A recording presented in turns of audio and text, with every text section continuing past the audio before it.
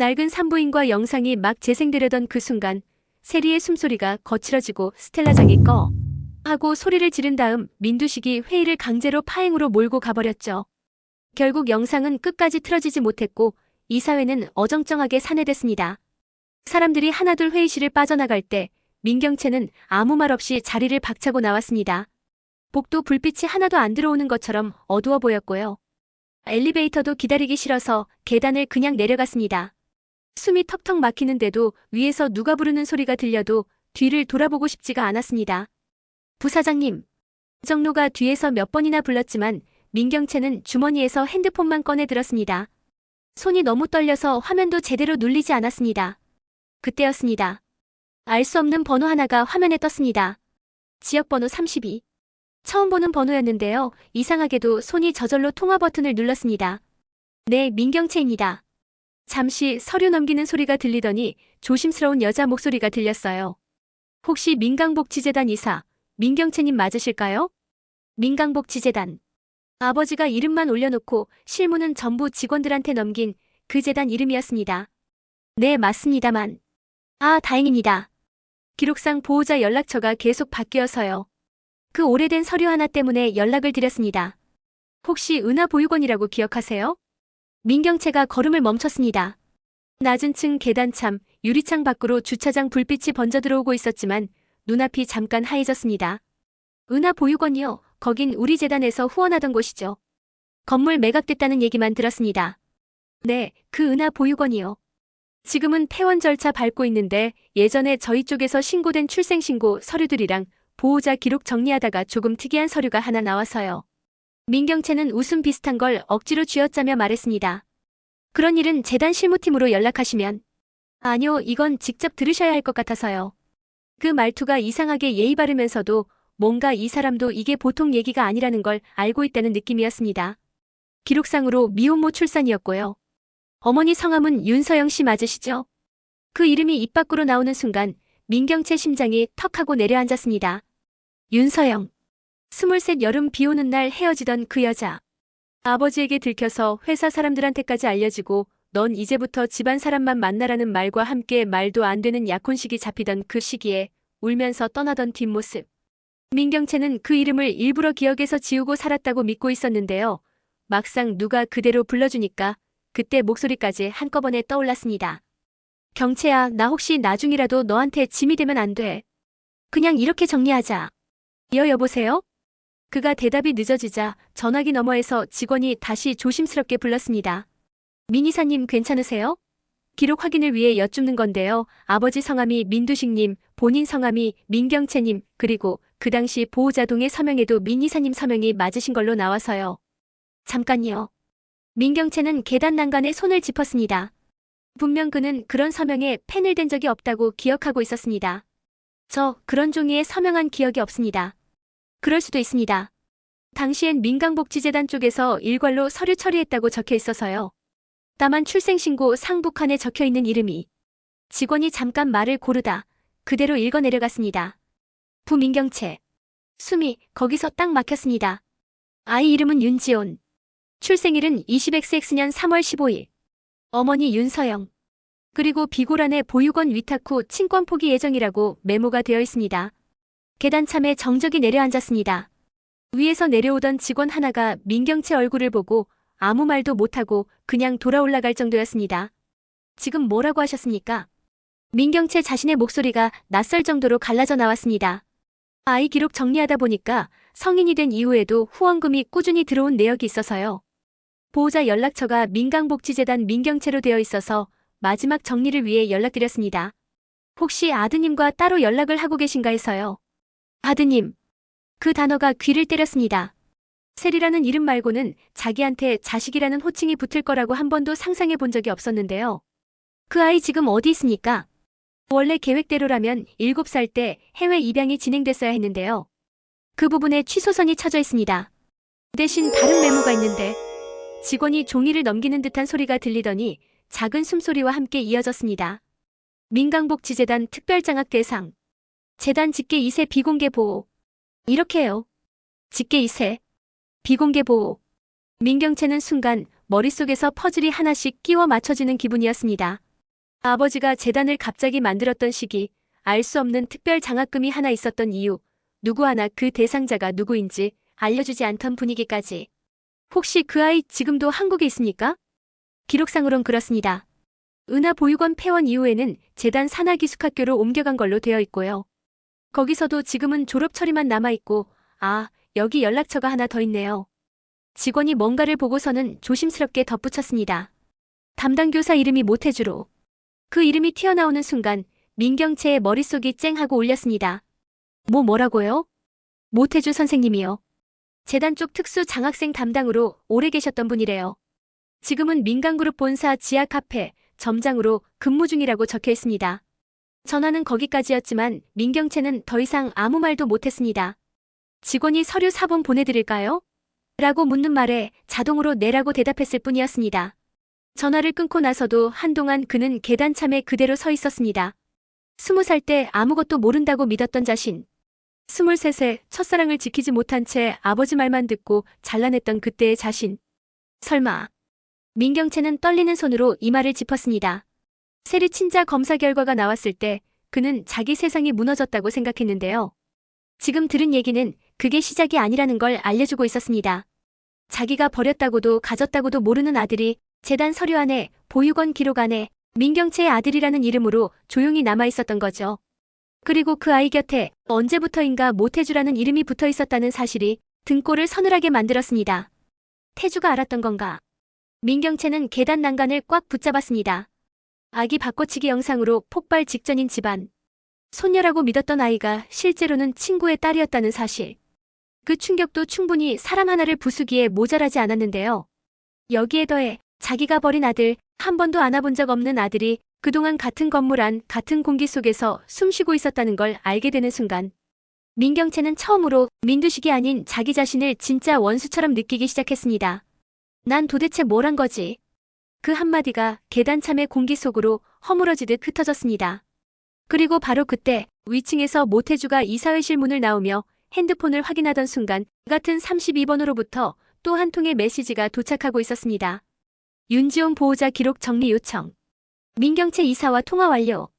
이 집안의 비밀이 이제 겨우 절반 정도 열렸을 뿐이라는 신호처럼 말이죠. 민경채가 계단참에서 멍하니 서 있던 그 몇 분 사이에요. 이 사람 인생에서 제일 큰 배신자가 누구인지 조용히 순서가 바뀌고 있었던 겁니다. 아버지도 스텔라장도 심지어 김선재도 아니고요. 제일 먼저 떠오른 건 딴 사람이 아니라 자기 자신이었거든요. 난 도대체 뭘 한 거지? 그 말이 입 밖으로 새어나오는 순간 머릿속이 과거로 확 당겨졌습니다. 마이너스. 23 여름이었어요. 민경채가 처음으로 아버지 그림자에서 벗어나 보겠다고 버틴 시기였습니다. 사원증도 명함도 싫다고 던져놓고 민간그룹이랑 상관없는 작은 스타트업에 출근하던 때였죠. 전부 다 어른들 눈에는 철없는 반항으로 보였는데 그때 유일하게 그를 진짜 이름으로 불러주던 사람이 있었습니다. 경채씨, 오늘도 민씨라서 피곤했어요? 퇴근길 신호 대기 중에 아이스크림을 들고 서 있던 여자. 흰 셔츠에 청바지 하나만 입었는데도 밝게 웃던 얼굴, 윤서영. 민씨라서 피곤한 게 아니라 회장님 아들이라서 피곤했죠. 그때만 해도 둘은 세상이 아무리 뭐라 하든 버틸 수 있을 것 같았어요. 서로만 있으면 된다고 드라마에서나 나올 법한 대사를 진심으로 믿었던 시기였으니까요. 민두식은 당연히 그 관계를 알고 있었고 당연히 싫어했습니다. 서영씨, 이름 참 예쁘네. 근데 우리 아들 마누라는 민강에 도움이 되는 사람이 와야지 그림만 예쁜 애 하나 데려와서 뭐하냐? 아버지, 그런 말씀은 좀. 넌 조용히 하고. 너 인생 내 맘대로 살고 싶은 거 알겠는데 기업 하나 등에 업고 태어난 놈이 감정대로 사는 거, 그거야말로 특혜야. 특혜 누릴 거면 책임도 같이 져. 그날 아버지가 내미는 약혼 서류를 보면서도 민경채는 버텼습니다. 싫습니다. 전 아직 결혼 생각 없습니다. 그때 옆에서 서영이 손을 꼭 잡고 있지 않았더라면 그 말까지도 못 꺼냈을 겁니다. 집안은 난리가 났고 스텔라장까지 나섰죠.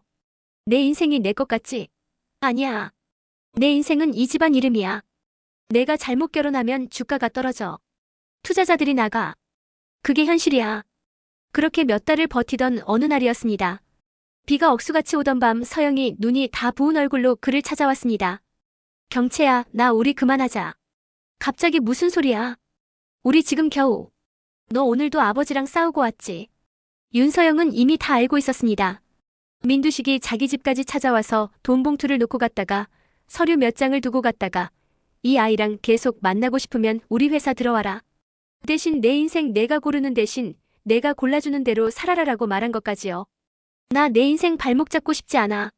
내가 가족이랑 완전히 틀어지는 거 내가 원해서 일어난 일 같잖아. 그건 어차피 언젠간 벌어질 일이야. 내가 먼저 사람답게 살고 싶다고 말만 했어도 아버지는 언젠가 버텨야 했어. 그래도 내 아버지잖아. 그 말 한 줄에 민경채는 말문이 막혔습니다. 그날 둘은 비 오는 골목에서 한참을 서 있었습니다. 있잖아, 경채야. 왜? 혹시 나중에 나한테 짐 생기면 어떡할 거야? 그때 짐이라는 말의 의미를 민경채는 끝까지 물어봐주지 못했습니다. 그저 서영이 가족 부양 문제로 힘들어하는 줄만 알았죠. 그 후로 얼마 지나지 않아 윤서영은 말없이 사라졌어요. 전화도 바뀌고 SNS도 다 지워지고 공용집 앞 우편함에 꽂혀있던 한 줄짜리 메모만 남겨놓은 채 경채야, 나 짐 안 될게. 내 앞길 막지 않을게. 고마웠어. 그때도 민경채는 그 말을 문자 그대로 받아들였습니다. 아, 결국 아버지가 해낸 거구나. 날 위해서 떠난다고 말하면서 사실은 버틴 기력이 없어진 거겠지.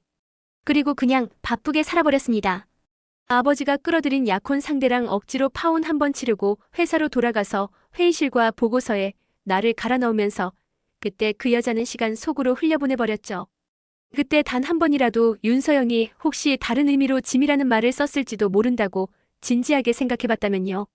지금 이 계단참에서 이렇게 숨을 못 쉴 일도 없었을 텐데 말입니다. 담당 교사 이름이 모태주로 되어 있습니다. 복지재단 직원의 마지막 말이 머릿속을 계속 맴돌았습니다. 민경채는 정신없이 계단을 내려가다가 발걸음을 돌려 지하층으로 방향을 바꿨습니다. 지하 1층 카페. 문 안이 훤히 보이는 유리창 너머로 모태주가 여느 때처럼 계산대 뒤에서 커피를 내리고 있었습니다. 아무 일도 없던 사람처럼, 아무 죄책감도 없는 사람처럼 평소랑 똑같이. 문을 열고 들어가는 순간 종이 울리는 소리가 유난히 크게 들렸습니다.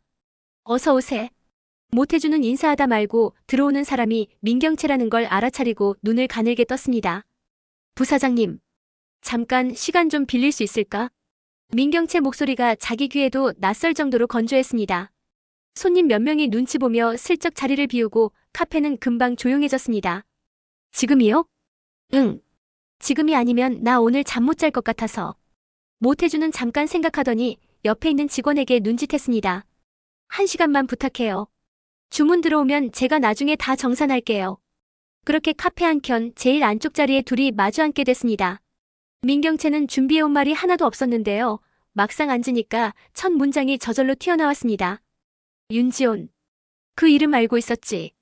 모태주는 대답 대신 손에 쥐고 있던 머그잔을 살짝 내려놓았습니다. 컵받침에 닿는 소리가 묘하게 또렷했습니다. 이름까지 들으셨군요. 내가 그 아이 아버지 맞다고 서류에 적혀있더라.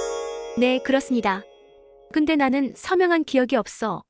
민경채가 이를 악물고 복지재단에서 들은 이야기를 짧게 정리해서 말해주자 모태주의 표정이 조금씩 굳어갔습니다. 은하보육원, 특별장학대상, 직계 2세 비공개 보호 그 말이 뭔 뜻이야? 왜 아무도 나한테 말 안 하고 이런 식으로 기록만 남긴 거야? 모태주는 한참을 입술만 달싹이다가 결국 낮게 말을 꺼냈습니다. 그땐 민 이사님한테 말할 수 있는 분위기가 아니었으니까요. 그땐? 네. 그 아이가 태어났을 때요. 민경채 가슴이 쿵 내려앉았습니다. 그걸 언제부터 알고 있었지? 처음부터요. 모태주는 고개를 들었습니다. 지금까지 농담할 때마다 보던 그 느긋한 눈빛이 아니었고 어딘가 오래된 피로가 밴 눈이었습니다. 그날 병원 복도에 있던 사람, 공 실장만 있었던 거 아니거든요. 보호자 서류 들고 뛰어다니던 사람 중 한 명이 저였습니다. 잠깐 너 그때도. 네. 그때도 민강복지재단 소속이었어요. 재단 막 만들어지고 민두식 회장이 사회공헌 쇼를 하겠다고 언론사 불러 모으던 그 시기요. 모태주는 입꼬리를 비틀었습니다. 그때 산부인과 2군데를 재단이 맡아서 후원했어요. 하나는 미혼모 센터 붙어있는 곳, 하나는 고위층 산모들만 이용하는 VVIP 병원. 두 곳 사이를 가장 많이 왕복한 사람이 저였고요. 민경채 목소리가 텁텁하게 갈라졌습니다. 서영이는 어디에 있었지? 미혼모 센터 쪽이요. 짧은 한마디인데도 그 안에 사람이 숨기고 싶어 했던 현실이 그대로 박혀 있었습니다. 낯이 뜨거워질 정도였죠. 서영이가 임신한 줄 몰랐습니까? 모태주가 조용히 물었습니다. 민경채는 거기서 할 말이 없었습니다. 알아차렸습니다. 근데 모른 척했습니다. 아버지가 사용한 표현 그대로 가져오자면 내가 그 아이 아버지면 내 인생은 여기서 끝이라고 했으니까요. 경채 씨, 지금도 그때 아이 생겼다라고 말했으면 아버지가 축복해줬을 거라고 생각해요. 살짝 비꼬는 듯한 말투였지만 거기에 악의는 없었습니다. 오히려 너무 잘 알고 있는 사람만이 던질 수 있는 질문이었죠.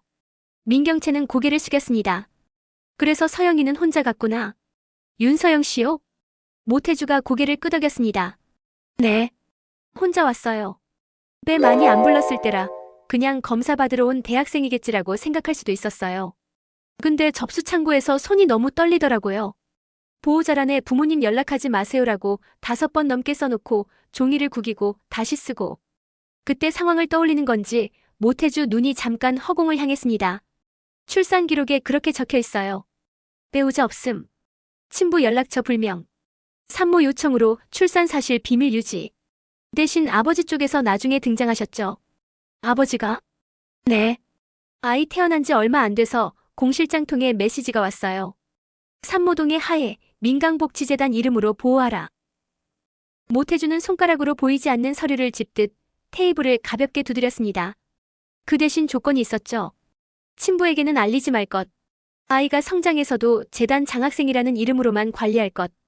그리고 그는 잠깐 말을 멈추더니 민경채를 정면으로 바라봤습니다. 필요할 때 다시 이용할 수 있게 서류 정리해둘 것. 민경채가 숨을 몰아쉬었습니다. 이용? 민 회장님 스타일이잖아요. 모태주는 씁쓸하게 웃었습니다. 사람을 버리진 않습니다. 대신 필요할 때 꺼내 쓰려고 서랍 깊숙한 곳에 넣어놓죠. 그 서랍 이름이 복지고 재단일 뿐이에요. 잠깐 정적이 흘렀습니다. 그 정적을 깨트린 건 모태주 입에서 튀어나온 또 다른 이름이었습니다. 지온이는 좀 달랐어요. 지온이. 네. 윤지온. 모태주는 컵을 감싸 쥔 손에 힘을 줬습니다. 아기 때부터 유난히 눈으로 사람을 많이 보는 애였어요. 울다가도 사람 눈 한 번 맞으면 울음을 뚝 그치고 보육원에서도 조용히 책상에 앉아서 그림 그리던 애였죠. 3살쯤 됐을 때 제 이름을 처음 불렀어요. 태주 선생님. 그때 들었던 떨리는 아이 목소리가 지금도 귀에 쟁쟁한지 모태주 얼굴이 조금 부드러워졌습니다. 7살 때였나 처음으로 그렇게 물어봤어요. 아빠는 왜 안 와요? 민경채 심장이 또 한 번 무너졌습니다. 그때 뭐라고 대답했지? 그냥 공부 열심히 하면 언젠가 만나게 해준다고 했죠. 제 능력 밖이라는 거 알면서도요. 모태주는 고개를 저었습니다. 근데 그 아이가 10살 되던 해였나 갑자기 서류 정리하라는 지시가 내려왔어요. 해외 입양 서류까지 세트로 붙여서요. 제가 난리를 쳤습니다. 난리를? 네. 그래서 취소선이 생긴 겁니다. 민경채 머릿속에 재단 직원이 말했던 그 취소선이 떠올랐습니다. 원래 해외 입양 예정이었으나 취소선이 그어져 있다고 했었던 그 부분. 제가 그때 민강복지재단 실무 책임자였거든요. 이 아이는 사연이 있으니 밖으로 내보내면 안 된다고 버텼어요. 그 말이 곧 이 아이는 민강이 책임져야 한다는 뜻이었고요. 민두식 회장님이 직접 확인했습니다. 아버지가 뭐라고 했지? 그 아이 아버지는 필요 없다. 하지만 피는 어디 안 가니까 애는 우리 눈앞에서 키워라. 딱 그렇게 말씀하시더라고요. 민경채는 한동안 말을 잇지 못했습니다. 그럼 나 말고도 이 사실을 알고 있는 사람이 누가 있지? 공실장 회장님 나 그리고 모태주는 잠깐 말을 아꼈습니다. 스텔라장 여사님. 그 이름이 나오는 순간 민경채 머릿속에 어떤 장면이 번개처럼 스쳤습니다.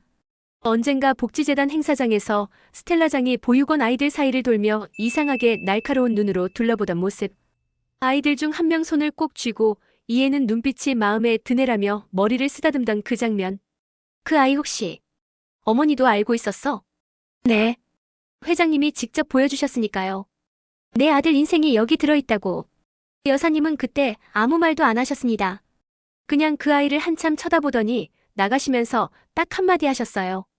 저애 우리 집안 바깥으로 절대 못 나가게 해. 민경채는 손으로 얼굴을 가렸습니다. 그럼 지금까지 내 아들이라는 걸 알면서도 아무 말도 안 하고 그렇게 지켜보고만 있었던 거야? 지켜봤는지 감시했는지는 여사님만 아시겠죠. 모태주가 조용히 말을 맺었습니다. 확실한 건 하나예요. 민 이사님 말고 그 아이 인생을 자기 마음대로 써도 된다고 생각한 어른이 너무 많았다는 거. 카페 안 공기가 무겁게 가라앉았습니다. 머리 위로는 평범한 음악이 흐르는데 가사 한 줄이 귀에 들어오지 않았습니다. 지온이는 지금 어디 있지? 결국 민경채가 입을 뗐습니다. 당장 가서 아니, 당장 볼 수 있는 거야? 모태주의 표정이 잠깐 묘하게 바뀌었습니다. 그게 문제입니다. 왜? 지금은 제가 그 아이 연락처를 알고 있어도 함부로 아버지가 보고 싶어 한다는 말을 할 수가 없습니다. 벌써 누가 먼저 찾아갔어? 네. 짧은 대답이었지만 민경채는 그 의미를 단번에 알아차렸습니다. 누구야? 아버지야? 어머니야? 아니면 김선재 씨입니다. 그 이름이 또 한 번 이 집안의 가운데를 갈랐습니다. 마이너스 마이너스 마이너스.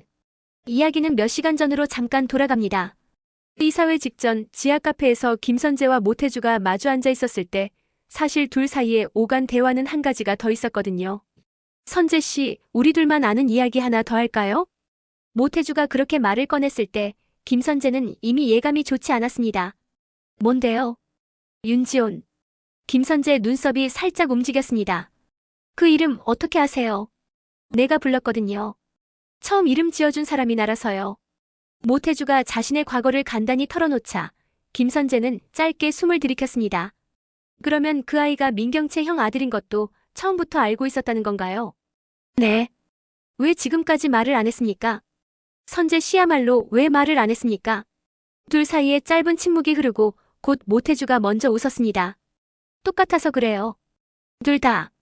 민 이사님한테 진실을 말하는 순간 그 사람이 완전히 부서질 거란 걸 알면서도 언젠간 말해야 한다는 죄책감을 안고 살고 있는 사람들. 그 말에 김선재가 고개를 살짝 떨궜습니다.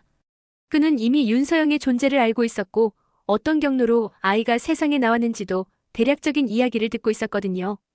단지 그 아이가 지금까지도 여기 있다는 사실만 몰랐을 뿐입니다. 지온이 지금 어디 있어요? 안전한 곳에 있습니다. 그 말 요즘 세리한테도 자주 듣는 말입니다. 나 괜찮아요, 아저씨. 여기서 잘 버티고 있어요. 그런 식으로요. 김선재가 씁쓸하게 웃자 모태주도 따라 웃었습니다. 그래서요. 이번 판 민 이사님만 부수면 끝이 아닙니다. 지온이도 언젠가는 이 판으로 끌려 들어올 거예요. 좋은 방향으로든 나쁜 방향으로든. 김선재는 잠깐 생각하다가 전혀 예상 못했던 말을 꺼냈습니다. 지온이 저한테 한 번만 연결해 주시겠어요? 민 이사님보다 선재 씨를 먼저 만나게요? 네. 이유가 뭡니까? 저는 적어도 그 아이 앞에서 아버지 노릇은 안 할 수 있으니까요. 김선재 눈빛이 이상하게 단단했습니다. 지금 민경채 형 상태로는 지온이 앞에 서면 무너질 겁니다. 처음 만난 자리에서 무너지는 부모 모습 애들한테 얼마나 잔인한지 저 어느 정도는 알거든요. 제 이름으로 전화 걸어주세요. 너를 알고 싶은 사람이 있다고. 근데 그 사람이 아버지라는 소리부터 하지 말고요. 그냥 이 판이 어떻게 돌아가는지 설명해 줄 수 있는 어른이라고만 소개해 주세요. 모태주는 한참을 바라보다가 결국 고개를 끄덕였습니다. 알겠습니다. 근데 조건이 하나 있습니다. 말해보세요. 선재 씨는 그 아이를 무기로 쓰면 안 돼요. 누구 설득하려고 누구 압박하려고 그 아이 존재를 휘둘러선 안 됩니다. 그 약속 지키실 수 있습니까? 김선재는 망설이지 않고 대답했습니다. 그럼요. 전 이미 한 번 제 딸 인생으로 거래판을 만든 적 있습니다. 두 번은 안 합니다. 그게 둘 사이에 맺어진 묵직한 약속이었습니다. 다시 현재. 김선재가 먼저 지온이한테 다가갔다고. 민경채가 카페 안에서 숨을 몰아쉬듯 되묻자 모태주가 고개를 끄덕였습니다. 네. 정확히 말하면 아직 만나진 않았고요. 연락만 해둔 상태입니다. 저한테도 제안이 있었으니까요. 제안? 아버지라는 말은 절대 꺼내지 말 것. 모태주가 김선재 말투를 흉내내며 말했습니다. 그 사람 준비 안 됐고 아이도 준비 안 됐다고 하더군요. 민경채는 그 말을 듣고 묘한 감정이 올라왔습니다. 고맙기도 하고 얄밉기도 하고 또 한 번 뒤통수 맞은 기분도 들고요. 결국 선재는 다 알고 있었는데 나한테 말 안 하고 있었던 거네. 민 이사님도 윤서영 씨 임신 사실 알고도 모른 척 하셨잖아요. 모태주의 한마디가 조용히 비수를 꽂았습니다. 둘 다 할 말이 없었죠. 잠시 후 민경채가 낮게 물었습니다. 그 아이 지금 나한테 어떤 감정일까? 그건 저도 정확히는 모릅니다. 그래도 내가 가장 많이 봤잖아. 모태주가 머그잔을 한번 굴렸다가 솔직하게 털어놨습니다. 15살 즈음 됐을 때였나 아이가 제 서랍을 엿본 적이 있습니다. 서류 봉투 사이로 민강복지재단, 민두식 이름이 보였거든요. 그날 지온이 표정을 잊을 수가 없어요. 어땠는데? 아, 내가 누군지 알게 됐구나 라는 표정이었습니다. 그리고 처음으로 저한테 화를 냈어요. 선생님은 알고 있었으면서 왜 말 안 했냐고요? 민경채의 눈이 붉어졌습니다. 그래도 안 떠났어? 네. 갈 데가 없으니까요. 근데 그날 이후로는 제가 먼저 부모 얘기 꺼내지 않았습니다. 대신 아이가 좀 달라졌죠. 이름을 많이 물어봤습니다. 이름? 네. 민두식 같은 이름이요. 뉴스에서, 기사에서, 재단 행사에서 그 이름 나올 때마다 한 번씩 저를 쳐다봤습니다. 확인받고 싶은 사람처럼. 민경채는 머릿속이 어지러웠습니다. 그 아이 지금도 18이겠네. 네. 이제 곧 성인입니다. 선택을 스스로 해야 하는 나이죠. 카페 안에 시계 초침 소리가 유난히 크게 들렸습니다. 경채씨. 마침내 모태주가 부사장님 대신 이름을 불렀습니다. 이제부터는 그 아이 앞에서 변명보다는 선택으로 말해야 할 겁니다. 선택. 민두식 아들로 살 건지, 한 명의 아버지로 살 건지. 둘 다 하겠다고 욕심부리면 결국 아무것도 못합니다. 그 말이 칼처럼 정확하게 아픈 데를 찔렀습니다. 민경채는 도망치듯 자리에서 일어나려다 다시 무너져 앉았습니다. 나 용서받을 수 있을까? 솔직히 말해도 돼요? 그래, 오늘은 솔직만 듣고 싶다. 당장은 아닙니다. 모태주는 망설이지 않았습니다. 아버지를 필요로 했던 시기에 옆에 없었던 사람을 애들이 쉽게 용서하지 않아요. 대신 하나는 분명합니다. 끝까지 안 도망가는 어른은 언젠가 다시 보기 시작합니다. 그 말이 민경채 가슴 한가운데를 탁 올렸습니다. 그래서 어떻게 해야 돼? 오늘 안에 지훈이한테 먼저 연락하세요. 갑자기? 네. 대신 아버지라는 소리부터 꺼내면 안 됩니다. 그냥 민강 쪽 어른으로서 이 판이 어떻게 돌아가는지 설명해주고 싶다고 말하세요. 선택권은 아이한테 주고요. 그럼 전 연결만 해주겠습니다. 나머진 두 분 몫이죠. 민경채는 한참이나 고민하다가 결국 고개를 끄덕였습니다. 알겠어. 그 말 한 줄이 이 사람 인생에서 처음으로 도망치지 않겠다고 한 약속이었습니다. 그날 저녁, 민경채는 집무실로 돌아오지도 못했습니다. 대신 민강빌딩 옥상 바로 아래층에 있는 작은 휴게실로 숨어 들어갔습니다. 밤하늘이 내려다 보이는 유리창 앞에 앉아서 복지재단에서 받아온 서류 스캔본을 다시 펼쳤습니다. 윤지온. 출생일 20XX-3-15. 부민경채. 모 윤서영. 손가락이 자기 이름 위를 덜덜 떨며 지나갔습니다. 지온아. 입에 올려본 적도 없는 이름인데 혀끝에 너무 자연스럽게 붙었습니다. 한참을 그렇게 있다가 결국 그는 휴대폰을 꺼내 모태주에게 메시지를 보냈습니다. 나야. 번호 좀 줄 수 있을까? 잠시 후 답장이 왔습니다. 지금 바로는 안 됩니다. 왜? 아이에게 먼저 동의받아야 합니다. 오늘 하루만 기다려주실 수 있습니까? 하루만 기다려달라는 말이 지금까지 살아온 모든 세월보다 길게 느껴졌습니다. 민경채는 휴게실 소파에 몸을 파묻었습니다. 그리고 비로소 오늘 하루 동안 쌓여있던 모든 감정이 한꺼번에 쏟아져 나왔습니다. 세리를 잃어버린 줄 알았을 때의 허탈감. 세리가 사실 자기 딸이 아니었다는 걸 알았을 때의 분노와 배신감. 그 와중에도 세리 앞에서는 애써 웃어 보이려 했던 날들의 피로. 그리고 지금 한 번도 안아보지 못한 아들이 어딘가에서 숨쉬고 있다는 사실. 그 아이가 15살에 자기 이름이 적힌 서류를 들여다보며 혼자서 얼마나 많은 상상을 했을지. 20살 때 내가 진짜 어른이었다면. 그 말이 또 입 밖으로 새어나왔습니다. 만약 그때 아버지에게 대들고 윤서영을 붙잡고 아이가 있다면 키우겠다고 했더라면 지금 이렇게 뒤늦게 후회하는 대신 서툴게라도 아버지 노릇을 하고 있었을까요? 유리창 너머로 도시 불빛이 반짝거렸습니다. 민강그룹 로고가 걸린 빌딩 꼭대기가 오늘따라 유난히 낯설어 보였죠. 민강 부사장, 민두식 아들, 그게 뭐가 그렇게 중요했다고. 처음으로 그 타이틀들이 한꺼번에 짐처럼 느껴졌습니다. 그 시각 도시 반대편. 지방에 있는 한 기숙형 학교 근처 조그만 고시원 방에서 한 남자가 휴대폰을 내려다보고 있었습니다. 발신 모태주. 익숙한 이름이었습니다. 선생님이라고 불렀던 사람. 가끔은 아버지 대신 화내주고 가끔은 형처럼 농담도 해주던 사람. 그 메시지 내용은 짧았습니다. 지온아, 내일 서울 올 수 있겠니? 내 얘기를 듣고 싶어 하는 사람이 있다. 그 아래 한 줄이 더 붙어 있었어요. 내 아버지 얘기가 아니라 내 인생 얘기다. 남자 윤지호는 휴대폰을 한참이나 들여다봤습니다. 또 시작이네. 어릴 때부터 익숙해진 단어들이 머릿속을 맴돌았거든요. 부모, 친권, 재단, 보호자. 그 상자 안에 갇혀 산 시간이 너무 길었습니다. 그는 천장을 올려다보며 한숨을 내쉬었습니다. 이번엔 도망 안 갈까? 예전 같았으면 아무 생각 없이 싫어요라고 답했을 겁니다. 근데 오늘은 이상하게도 마음 한구석이 미세하게 흔들렸습니다. 언젠가 모태주가 해줬던 말이 문득 떠올랐거든요. 어른들이 먼저 망가져야 애들이 살 길이 생긴다. 그래. 누가 얼마나 망가지는지 한번 직접 보는 것도 나쁘진 않겠지. 윤지호는 그렇게 중얼거리며 천천히 답장을 쳤습니다. 내일 오후 3시 그 카페로 갈게요. 그리고 한참을 망설이다 마지막으로 한 줄을 더 보탰습니다. 이번엔 도망 안 갈게요, 선생님. 그 메시지가 전송되는 순간 민강빌딩 옥상 바로 아래층 휴게실에서도 민경채 휴대폰이 조용히 진동하기 시작했습니다. 아직 아무것도 해결된 건 없었고 아무도 용서받지 못했지만 적어도 한 가지는 분명해지고 있었어요. 이 집안이 숨겨온 비밀들, 아기 바꿔치기 영상, 숨겨진 계약서, 그리고 보육원에 버려진 아들 이야기까지. 이제부터는 도망이 아니라 선택으로 이어질 거라는 것. 누가 먼저 무너질지, 누가 진짜 태양을 삼키고 누가 그 빛에 타버릴지는 아직 모르지만요.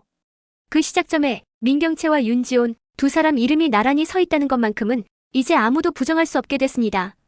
여기까지 들어주셔서 감사합니다. 좋아요, 구독은 눌러주시면 저에게 큰 힘이 됩니다.